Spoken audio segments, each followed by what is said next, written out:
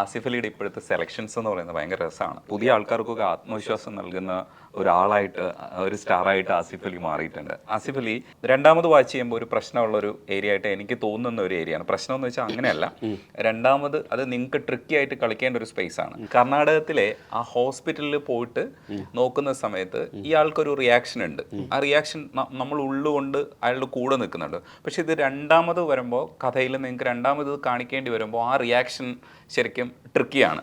അപ്പോൾ അതെങ്ങനെയാ ആസിഫിനോട് കമ്മ്യൂണിക്കേറ്റ് ചെയ്യുമ്പോൾ, ഇല്ലെങ്കിൽ നിങ്ങൾ എങ്ങനെയാ അതത്ര അങ്ങനെ തന്നെ പ്ലാൻ ചെയ്ത് എങ്ങനെയാണെന്നുള്ളത് പറയൂ. അവിടെ എന്താ വേണ്ടതെന്നുള്ള ഡിസിഷൻ എങ്ങനെ എടുത്തു? അല്ല, ഇത് അൾട്ടിമേറ്റ്ലി ഞാൻ പിന്നെയും പറയുന്നത് ആക്ടർ ആക്ച്വലി ആസിഫ് എന്ന ആക്ടർ എന്ന് പറഞ്ഞാൽ ബ്രില്യൻ്റ് ആക്ടറാണ്. അത് ഞാൻ കക്ഷി അമ്മണിപ്പിള്ള മുതൽ കാണുന്നതാണ്. ഞാൻ വിചാരിക്കാറുണ്ട് കക്ഷി അമ്മണിപ്പിള്ള കഴിയുമ്പോൾ ആസിഫ് വേറെ ലെവലിൽ പോകേണ്ട ആക്ടറാണ്. അപ്പോഴാണ് ഭാഗ്യം ആ സമയം കറക്റ്റായിട്ട് കെട്ടിയോളാണ് മാലക കിട്ടിയതും ആസിഫിൻ്റെ നല്ലൊരു ഹിറ്റ് കിട്ടിയതും. നമ്മുടെ പടത്തിലൂടെയാണ് ആസിഫ് ഒരു ഫാമിലി ഓഡിയൻസ് അക്സെപ്റ്റ് ചെയ്ത ഒരു പടമാണ് കക്ഷി അമ്മണിപ്പിള്ള. അൾട്ടിമേറ്റ്ലി ആക്ടർ എന്നുള്ള നിലയ്ക്ക് നമുക്ക് അങ്ങനെ നമ്മൾ ഈ ആ ഒരു സിറ്റുവേഷൻ കറക്റ്റായിട്ട് പറഞ്ഞു കൊടുത്തു.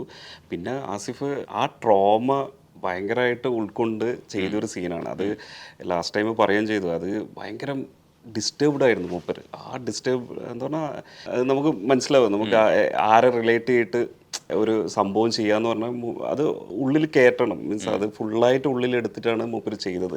അപ്പോൾ ഭയങ്കര ഡിസ്റ്റർബ്ഡ് ആയിട്ടുള്ള സിറ്റുവേഷനാണ് മൂപ്പര് ക്രിയേറ്റ് ചെയ്തിരിക്കുന്നത്.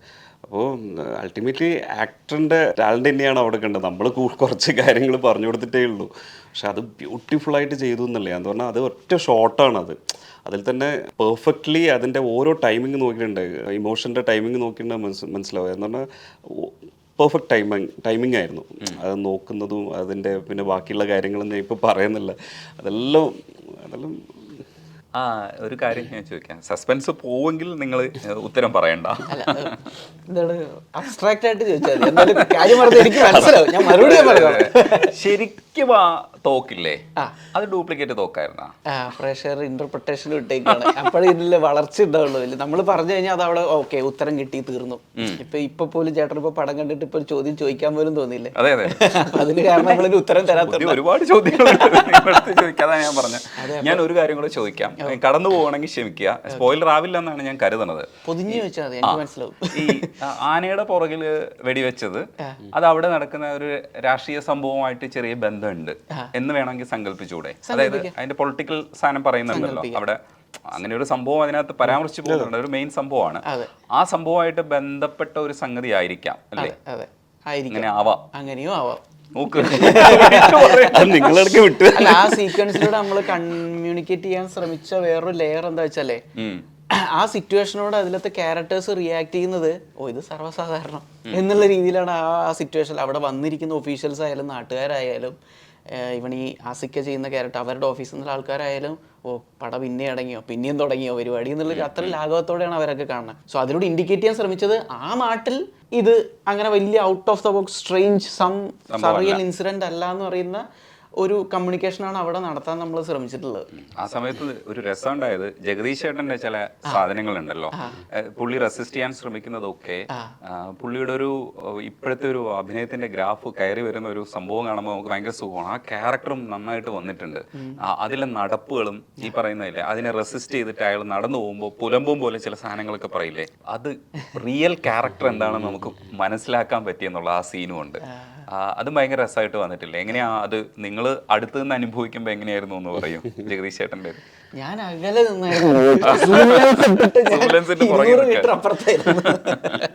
അല്ല, ജഗദീഷ് ചേട്ടൻ അതാണ് ചെറിയ ചെറിയ മൈന്യൂട്ട്, അതാണ് ഞാൻ പറയുക ഈ എക്സ്പീരിയൻസ് ആക്ടേഴ്സിൻ്റെ ഒരു ഗുണം എന്ന് പറഞ്ഞാൽ. അവർ അത്രയും ടാലൻ്റ് ആയ, ഇപ്പോൾ ക്യാരക്ടർ നമ്മൾ പറഞ്ഞു കൊടുത്താൽ കൂടെ അവർ ചെറിയ ചെറിയ മൈന്യൂട്ട് ഡീറ്റെയിൽസ് അവർ തന്നെ ആഡ് ഓൺ ചെയ്യുന്നതാണല്ലോ. ഒരു സീൻ ഉണ്ടല്ലോ, നമ്മുടെ ഫോറസ്റ്റ് ഓഫീസിൽ നിന്ന് പുറത്തുനിന്ന് ഫോൺ വിളിക്കുന്നു, അജയൻ കാണുന്നു.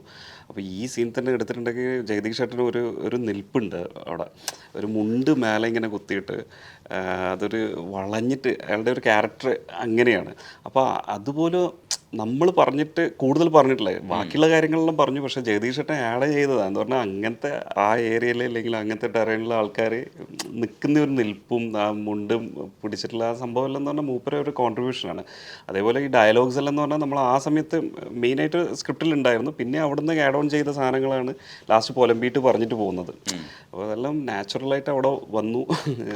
ഫസ്റ്റില് പോലീസ് സ്റ്റേഷനിൽ ഈ തോക്ക് ഏൽപ്പിക്കാൻ വരുന്ന സംഭവം കാണിക്കുമ്പോൾ പോലീസിന്റെ പ്രൊസീജിയർ ഉണ്ടല്ലോ, അത് രസമായിട്ടായിരുന്നു. ഒരു റിയലിസ്റ്റിക് സിനിമയുടെ തുടക്കമാണെന്നുള്ളത് നിങ്ങൾ അവിടെ തന്നെ എസ്റ്റാബ്ലിഷ് ചെയ്തു. അവിടെയാണ് ഫസ്റ്റ് നിങ്ങൾക്കൊരു, എന്നെ പോലെയൊക്കെയുള്ള പ്രേക്ഷകരെ സിനിമയ്ക്ക് ഉള്ളിലാക്കിയതിൻ്റെ ഫസ്റ്റ് സാധനം എന്ന് പറയുന്നത് ഇത് റിയലിസ്റ്റിക് ആയിട്ടാണ് നിങ്ങൾ കഥ പറയാൻ പോകുന്നത്. കാരണം അവിടുത്തെ കംപ്ലീറ്റ് സാധനങ്ങളും കാണിക്കുന്നുണ്ട്, പ്രൊസീജിയർ കംപ്ലീറ്റ് കാണിക്കുക എന്ന് പറയുന്നത് എന്ന് വെച്ചാൽ എന്നാൽ ലാഗല്ല, കാണിക്കുന്നുമുണ്ട്.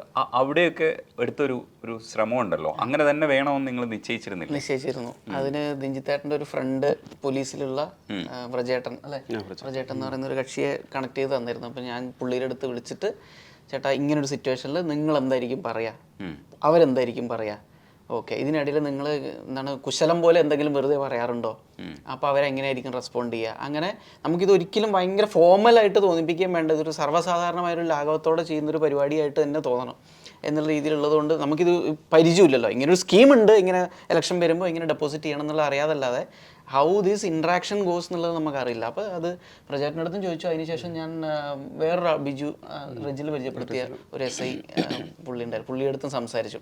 അപ്പോൾ അവരുടെ അടുത്ത് ഇൻട്രാക്ട് ചെയ്ത് ഇങ്ങനെ പറയാൻ സാധ്യതയുണ്ട്. ഓക്കെ, അപ്പോൾ ചിലപ്പോൾ നമ്മളുടെ പർപ്പസ് ആയിരിക്കും എന്ന് പറഞ്ഞാൽ ഈ ഫോർമാലിറ്റിയിൽ നിന്ന് ബ്രേക്ക് ചെയ്യുന്ന എന്തെങ്കിലും ഒരു കാഷ്വൽ ചിപ്സ് ഒന്ന് കിട്ടാൻ വേണ്ടിയിട്ടായിരിക്കും നമുക്ക് ആവശ്യം. അപ്പോൾ അത് ഇവരുടെ ഉള്ളിൽ നിന്ന് കിട്ടണം. അപ്പോൾ അവരുടെ അടുത്ത് ചേട്ടാ ഇത് ഈ ഫോർമാലിറ്റി ഒക്കെ വിട്, നിങ്ങൾക്കൊരു കുശലം ചോദിക്കാനാണെങ്കിൽ എന്ത് ചോദിക്കാൻ പറ്റും നിങ്ങളങ്ങനെ ചോദിക്കുമോ, ഇനി സരസനായിട്ടുള്ളൊരു പോലീസുകാരനാണെങ്കിൽ നല്ല മൂഡിലിരിക്കുകയാണെങ്കിൽ ചോദിക്കുമോ എന്നൊക്കെ പറഞ്ഞിട്ട് അങ്ങനെയൊക്കെ വേണമെങ്കിൽ ചോദിക്കാടോ എന്ന് പറഞ്ഞിട്ട് അവർ ഇങ്ങനെ ചോദിക്കുക, അങ്ങനെ പറയും. അങ്ങനെ ചോദിച്ചപ്പോഴാണ് അതിൽ മറ്റേ ഇത് അടുത്ത് ഉപയോഗിച്ചിട്ടൊന്നുമില്ലല്ലോ എന്ന് പറയുന്നൊരു ഡയലോഗ് തയ്യാറ് കേൾക്കുന്നുണ്ട്. അതൊക്കെ ആ കുശലത്തിന്റെ ഭാഗമായിട്ട്. അപ്പൊ അതിന് മറുപടി ആയിട്ട് മറ്റേ എന്ന് പറഞ്ഞിട്ടൊരു മറുപടിയും പറയുന്നുണ്ട്.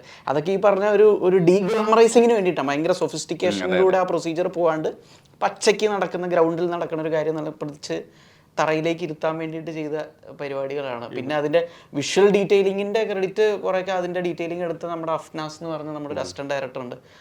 അവനാണ് ഈ പറഞ്ഞ പോലീസ് സ്റ്റേഷനിൽ എങ്ങനെയാണ് ഈ ബെൽ ഓഫ് ആംസ് എങ്ങനെ ഉണ്ടാവും, അവരെങ്ങനെയാണ് ഇത് പൊതിഞ്ഞ് വെക്കുക, എവിടെയാണ് വെക്കുക എന്നുള്ള കാര്യങ്ങളൊക്കെ അവൻ നല്ല രീതിയിൽ ഒരു ബാക്ക്ഗ്രൗണ്ട് ചെക്കൊക്കെ നടത്തിയിട്ട് അത് ചെയ്തു വെച്ചിട്ടുണ്ടായിരുന്നു.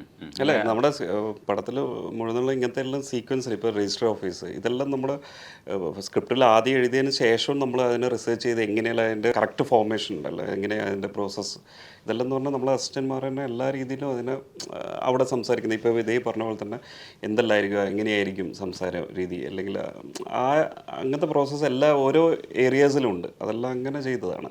ഫുൾ ഡീറ്റെയിലിംഗ് ഡീറ്റെയിൽസ് ഗുണമുണ്ടായിരുന്നു. കാരണം നിങ്ങൾ റിയലിസ്റ്റിക് ആയിട്ട് ഒരു കഥ പറയാൻ പോവാണെന്ന്, ആ 2 സീൻ അടുത്തടുത്താണല്ലോ വരുന്നത്.